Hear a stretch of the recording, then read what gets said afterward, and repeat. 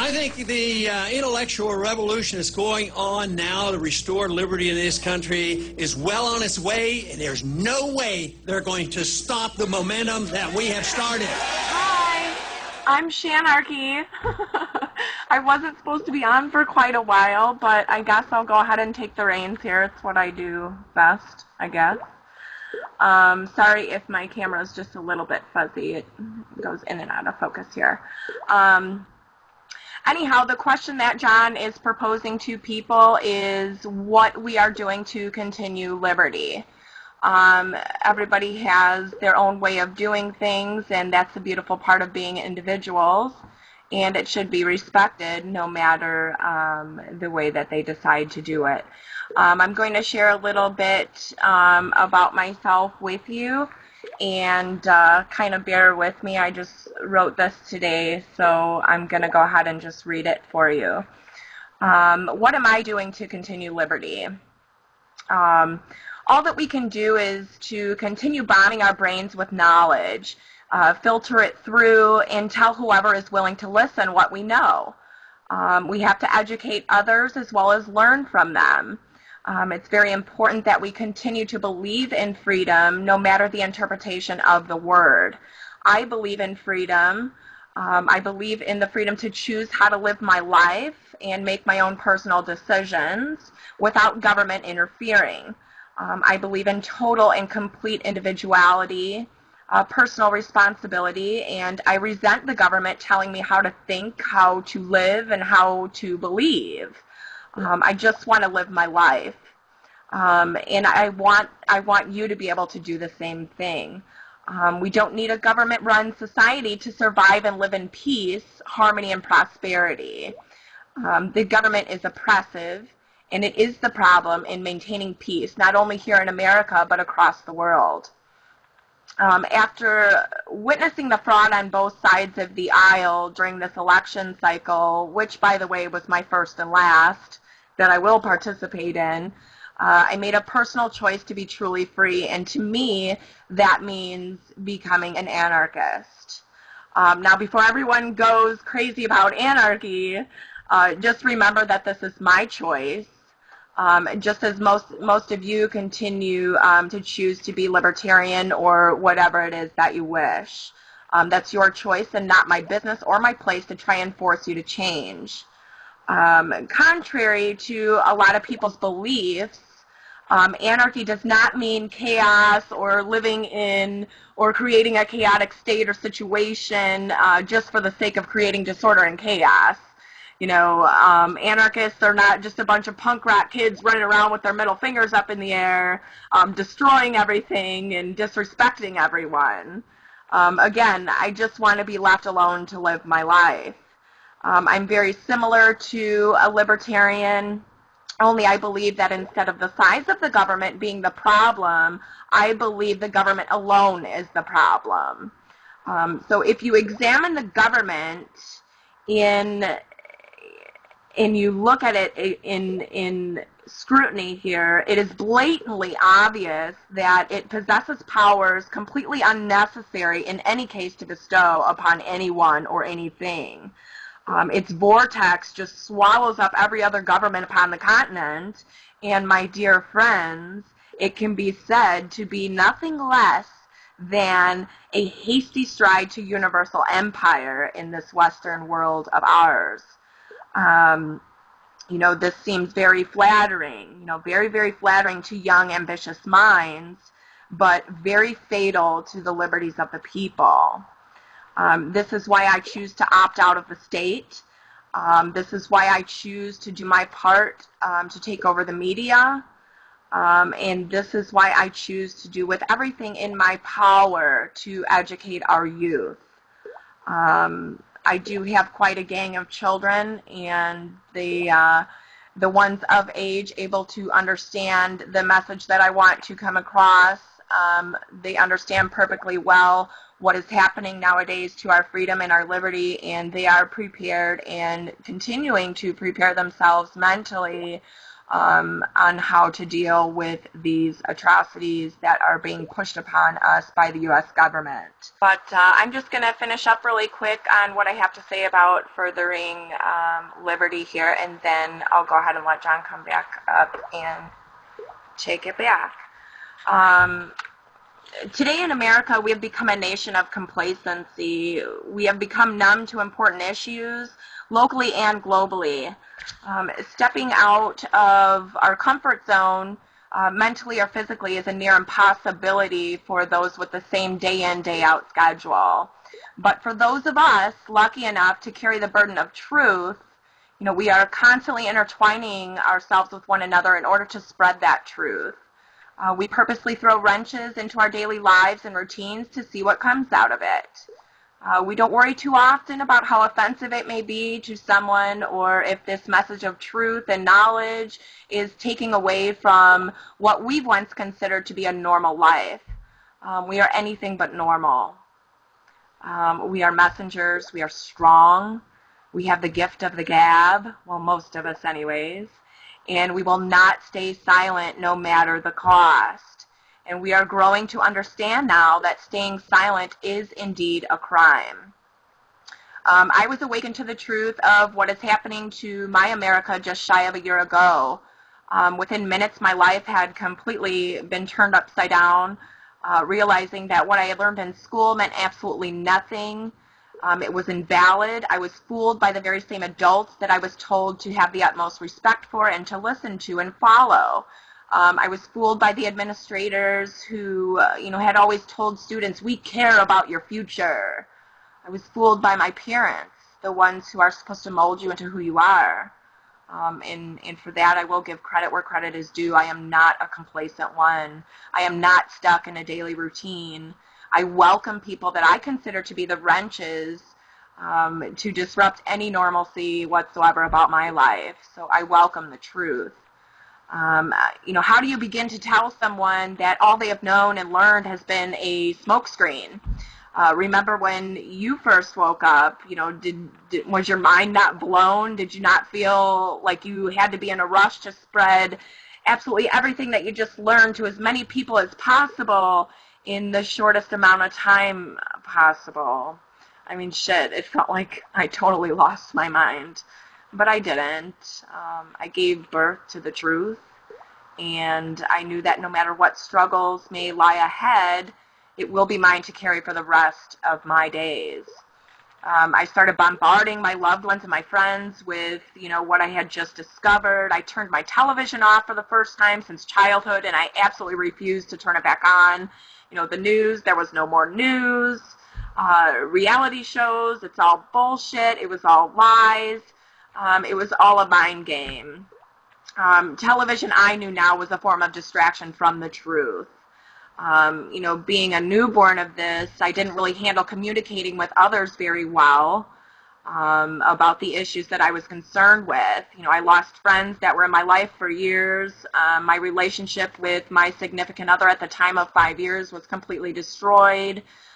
People didn't seem to care in the same way that I did. They weren't concerned with the massive amount of debt that we were in. They weren't concerned about our military men and women, being involved in an unwinnable war for what seems to me to be lasting forever and ever. They just weren't concerned with the very rights that we were born with being stripped away by an out-of-control government. They just didn't care. Or so I thought. I now believe that they do care. They just aren't one of the strong ones like you and I. They aren't willing to put away the normal. It's just too stressful. So that is our job to do. Those are the people that we need to continue this message for, because they're the ones that are going to be, shocked by what we all know that is coming. So anyhow, I basically just ended up secluding myself away from everyone I possibly could. I knew from that day on that this journey, this burden, was going to be forever, and never again would I feel normal. So of course, after crying like a big baby, I realized that there had to be others just like me, and I knew there were others. I just had to stand up, put my big girl pants on, and wipe my tears and find them. And And I did. You guys are here. They're you. You guys are my chosen family. You know, one of my last Facebook posts at the time, right when I woke up, so to speak, was I'm taking my cool off. You know, and that thing there is me saying goodbye to everything I was complacent with. It was time. You know, it was time to venture out into another life with like-minded individuals that have experienced exactly what I have and have the strength to carry the burden of truth as I do and that you do. You know, you guys are the messengers, and that is what this country needs. That is what our fellow Americans need. That is what citizens globally need. You know, you guys are freedom, your liberty, your justice, and your truth. So hopefully I continue to do my part, whether it be by making YouTube videos, relentlessly trying to make my neocon boss aware of what he thinks he's supporting, along with my coworkers. I can keep interpreting news into my own and publishing it for friends and strangers to see. There really is no limit as to what you can do to spread a message. You know, sometimes you can do the smallest things, like stand in line at the grocery store while you're waiting to pay for your items and pretend you get a phone call from one of your friends and you just act so shocked, like, oh my God, I can't believe this is happening. Why can't we just be free? You know, little things like that. You know, I keep Ron Paul's Revolution book in my dash of my truck, so wherever I go, if people walk past my truck, they'll see this book. Hopefully it'll stick. You know, and if it doesn't, then we just keep on trucking. Anyways, I keep trying to chatter away about how I want my freedom and my personal choices and my life to be respected and left alone.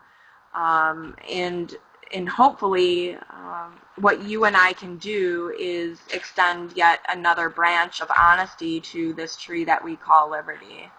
But, you know, that is all that I have for Continuing Liberty. I was scheduled to do a show in my room tonight, and I do have a very, very important guest that is waiting on the line right now. She does not have a computer, so it will be over the phone. And it's a very important story. But the topic of my show is going to be on police brutality. That's what I do to continue the movement and truth, is try to focus on stories that the mainstream media refuses to cover. So anyhow, I'm going to check with John and see if John Light is ready to come back up and give us his take on Continuing Liberty. So hopefully you guys will stick around and catch my show.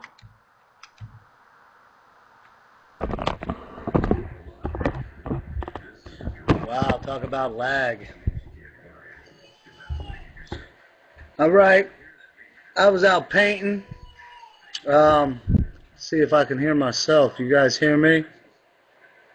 I don't hear nothing. I'm perfect. All right, well, I know that. Not sure what's going on. Apologies to everyone. I was out working. Just got home. Still covered in paint and stuff, but please talk a lot. Well, yeah, that's what I'm good at. Paint the fence. No, not painting the fence. But John wanted me to come up here and talk about where I believe that the movement is, well, not maybe the movement is going, because the movement is going to go in 1,000 different directions. Libertarians, you know, it's said that it's like herding cats, and in a lot of ways it is. In a lot of ways it's not. Individualism is something that I hold dear, and I think we all cherish. Even those who aren't on our side probably cherish it to an extent. What I would say is, from what my point of view is, where I think that people should be going, and I don't think that everybody should be doing the same thing. I think we should go and have the same goals, but, you know, everybody try their, you know, if you don't want to work in the Republican Party, then by all means, please don't. if I can convince you that that's the way to go, and you want to try to do that, and you want to, throw on a suit and not scream at neocon little old ladies, telling them how dumb they are, then come on out and hang out, and we can try to wake up some of these people. In 2013, in the state of North Carolina, we're going to be electing a new chairman of the GOP. Robin Hayes is our chairman as of now. My friend Nicole Revels was live streaming some of the things that he was shenanigans he was pulling off down there in Tampa. And look at that, man. Tell me that ain't just right on time. Except, no, hell no. That's what you get for having an internet phone. Don't know if you guys heard that, but whatever. So Chairman Hayes, he was very belligerent in pushing the rule changes that he said Mitt Romney wanted at the exact same time. It's rude. Shut your phone off. At the exact same time, Mitt Romney was telling Ben Swan that he had no idea about the rule changes, didn't want anything to do with them. We all know that that's not true at this point. So he's stepping down. We're going to have the chance to elect a new chairman of the GOP. That sounds great because, what Hayes had done. Hayes actually sat our delegates this year. In 2008, he didn't do that. We were supposed to have one delegate from the state of North Carolina, and he refused to seat that delegate. This year, he sat 6 delegates. 5 of those were elected delegates that would go to Ron Paul by the percentages that Ron Paul got in the state of North Carolina. And then one of the delegates was allowed to change. That was a Santorum supporter. He didn't give the chance to all the Santorum supporters and other delegates to change their vote, which is one thing that we're upset about. But at least he did allow one. So we did get 7 instead of what we were only supposed to have was 5.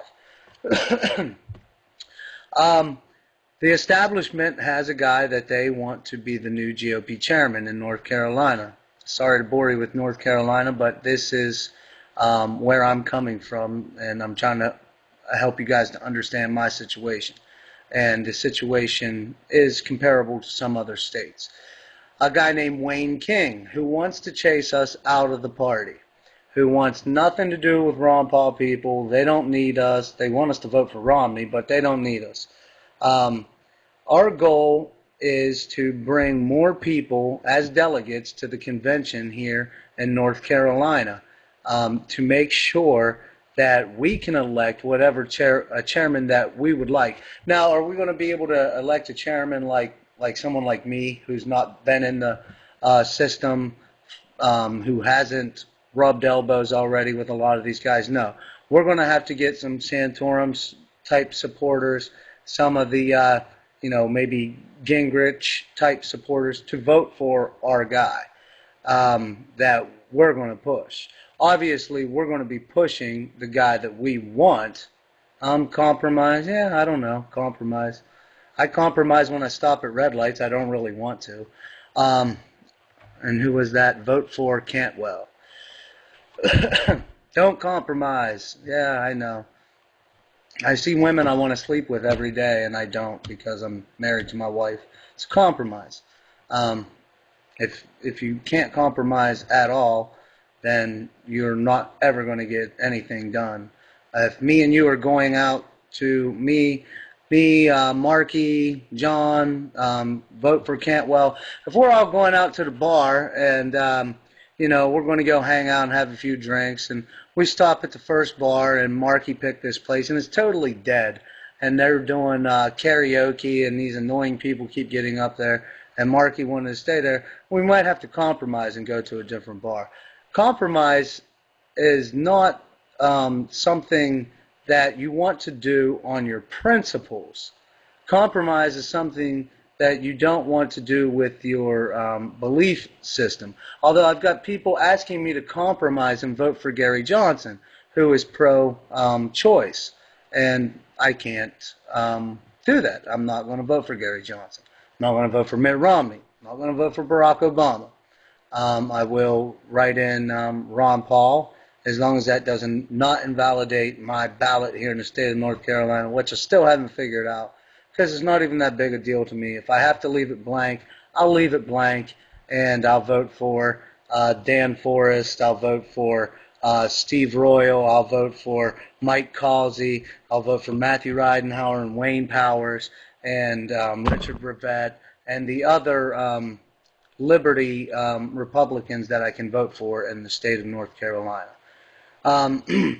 Back to my story, though. We will have to have somebody that can reach out to some of the other people that are upset with the establishment. These neocons, teocons, whatever you want to call them, insulting names, it's not going to get you anywhere to call them insulting names. So if you want to stand on principle and scream your head off at these people and tell them how stupid they were, and let's face it, a lot of the people that are in the Ron Paul movement were these stupid people at one time. They came our way. And a lot of them, it took them a long time to come our way because a lot of Ron Paul supporters are screaming at him. I mean, if you want to stand on principle and feel good about shoving a sign in people's face and telling them how stupid they are, then have fun. Please don't do it around me as I'm trying to influence the Republican Party and actually win and actually get our ideas put into law. You know, and I'm not trying to attack anybody. I'm just saying it's a huge problem in the liberty movement. It just is. Ask anybody who was once a neocon and has now come to the side of Ron Paul what took him so long, and they'll tell you exactly what I just told you. So Wayne King wants to be the Republican chairman of North Carolina. He wants to kick us all out. He has no need for us. We don't want him to be the Republican chairman. So what we've got to do is we've got to have more numbers. This past year, there was 1,250 some odd delegates at the highest point of our convention in Greenville, and we had about 375, something like that, of those were confirmed Ron Paul delegates that we knew were with us. We could have probably picked off a few of these retarded geocons that we should just beat over the head with a stick. We probably could have got a couple of those guys to vote with us as well. But we decided not to push our luck and accepted our 5 delegates, because if we didn't, we could have lost all of our delegates. So we accepted that because we had been outflanked, outmaneuvered, and our Ron Paul supporters didn't show up. That's another problem that we have. People not showing up because, I don't know, we can't win, it's not worth it, it's this, that, and the other. Our goal, us 350 some odd delegates that showed up, we've been very active since then. We've had a Conservatives Against Unconstitutional War rally that Gary Johnson actually spoke at. Jordan Page came and played guitar. It was a great day. And then, obviously, we just did our End the Fed, as many of you guys had across the country. And we had our End the Fed here in Charlotte, where Representative Glenn Bradley was our keynote speaker. Glenn Bradley was like I said, a representative. And after the census was this year, so there was redistricting going on. And they redistricted him out of his district. So instead of crying about it, he ran for Senate. He did not win his primary, and they pretty much, you know, they did that to chase out the most pro-liberty representative in the state of North Carolina out of the state government. Not very nice. That sucks. Well, our goal is to make him the chairman of the Republican Party in North Carolina. He will have control over what races get money from the Republican Party to run for elections. He will have influence on who will get people to knock on doors, where the call centers are set up, who's going to be making calls for who. And we can't win that by just yelling and wearing Ron Paul's shirts and saying we hate the GOP. We can do that by explaining to them where the neoconservative movement started from, how it was started by Trotskyites, who are far leftist communists that came into our country and infiltrated the Republican Party. Those communists didn't come here and scream at the Republican Party and say, you dirty, stinking capitalists, you need to be neocons like us. Mr. Republican Robert Taft is an idiot. My God, how can you guys be small government in John Birch Society? What they did was they eased their way in, and they, that's funny, Jamie. They eased their way in, and they took over. And the same thing with the Saul Alinsky. You know, Saul Alinsky said the real and he's right about this. Saul Alinsky is right. Real radicals don't dress like hippies and or dress like Black Panther or somebody who's outside of the system or whatever. Real radicals cut their hair and wear a suit. And the leftists on the Democrat side were able to infiltrate the Democratic Party. They were able to infiltrate all of the universities and the school systems and the media, and that's how they took over a party that once had John F. Kennedy as its president. And, Kennedy is not a perfect president, but he was pretty good. He cut taxes. He realized that these wars were not the smartest thing to be involved in, and he wanted to end the Federal Reserve. That is definitely not the Democrat Party of today. It's been completely taken over. So, we have options. Yes, we can go the drop out of the system, try to go the education route, educate everybody until everyone drops out and we just non-compliance and all that. If you were at any of the End the Fed protests this past week, we had some good turnouts, but let me tell you folks, we are fucking miles away from anything like that ever occurring. I mean, the only thing that's going to get people riled up in this country is when an NFL replacement ref makes the wrong call in the back of the end zone. Okay, in Spain and Greece and all over the world, you got people rioting. In communist China, people climb up onto video cameras, rip them down, spray paint them.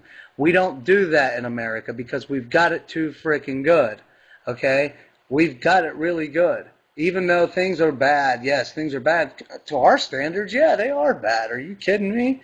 I can't afford the new iPhone this week, or I can't go on vacation somewhere. That we are spoiled brats, and that's one of the problems that comes with that, being spoiled brats and the baby boom generation and everything that has come from that.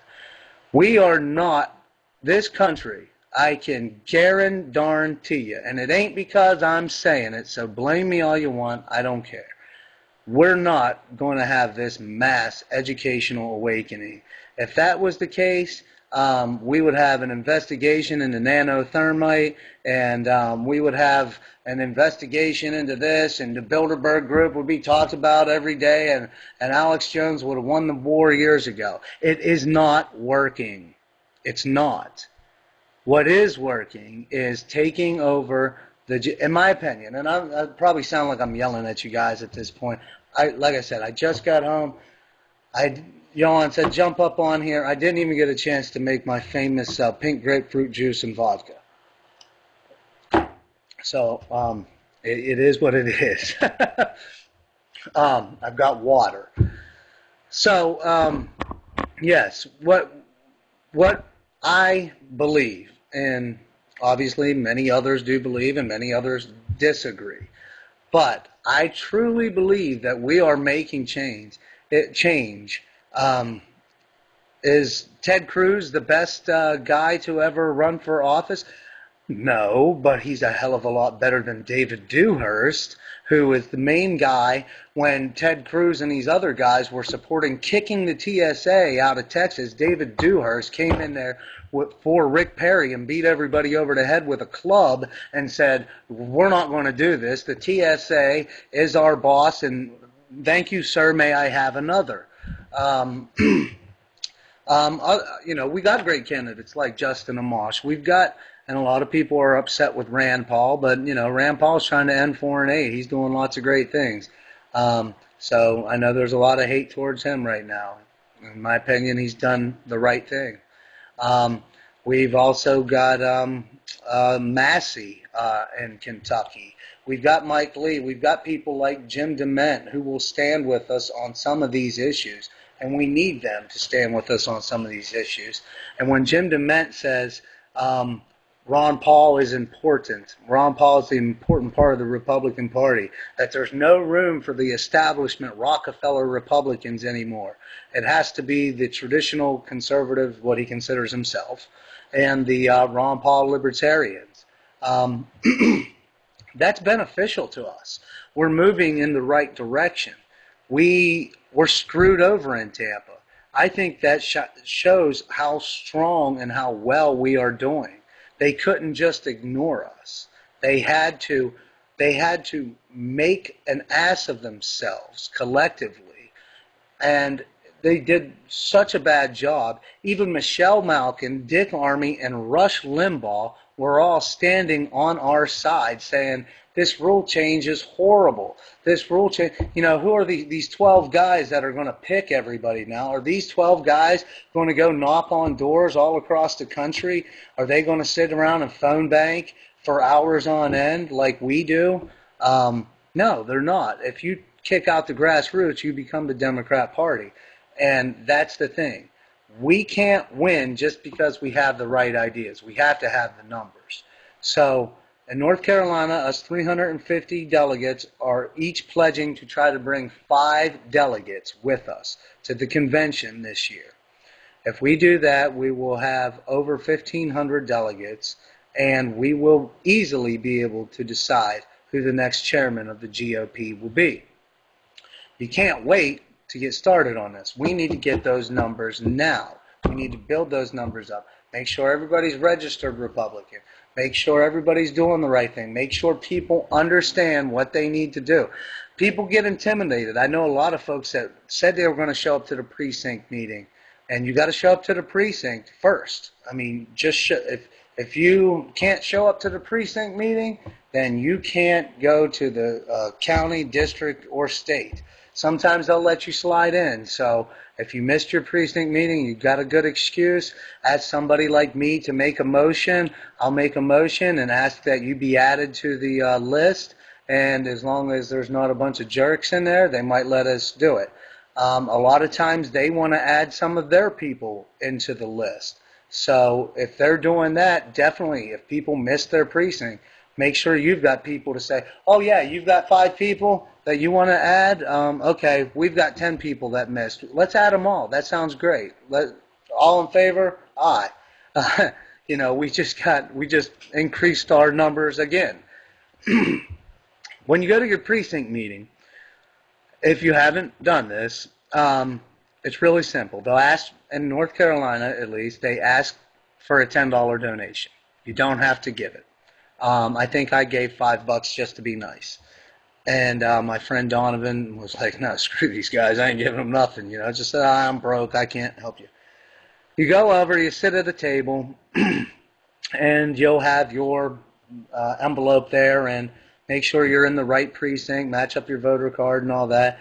And then you'll look in there, and more than likely you will see that your precinct, my precinct, let's say my precinct, Precinct 89, Precinct 89 had available spots at the precinct, 11 available spots, which eventually gets knocked down at the district convention to 6 available spots that will go on to the state.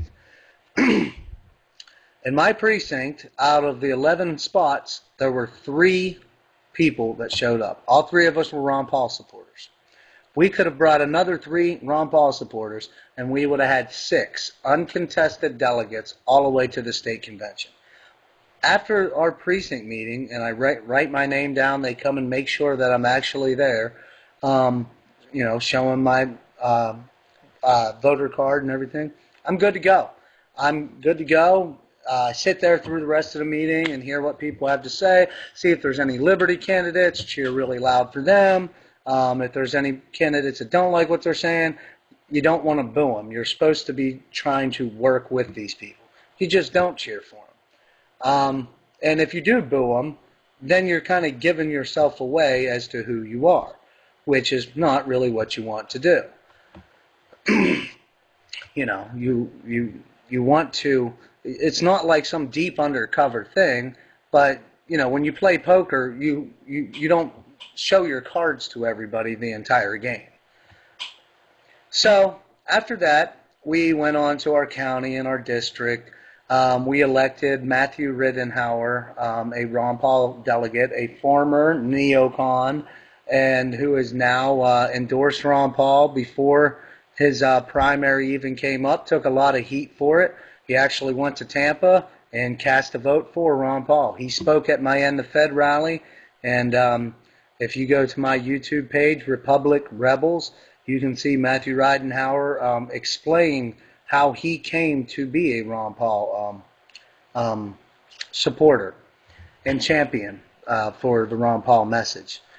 So, I don't know if I should keep rambling on here. I don't see anybody telling me to stop.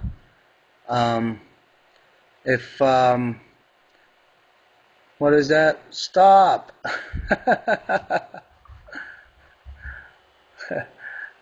Chuck! Yeah. Any questions? Great job, Chuck. Thank you, Shanarchy.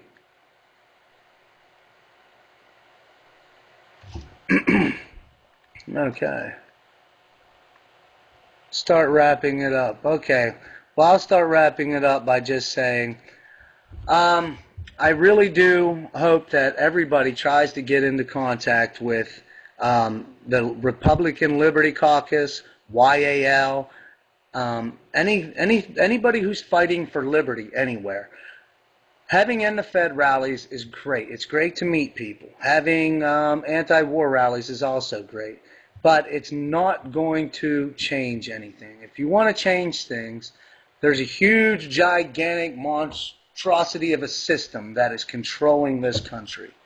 Infiltrate it, take it over, put your people in power, and win. Thanks. And sorry I wasn't more prepared, but I was glad to do it. Thank you, John, for putting this together, and I'll hang out for the round table. I believe there's going to be a round table afterwards. Thank you all. Have a good one. Peace.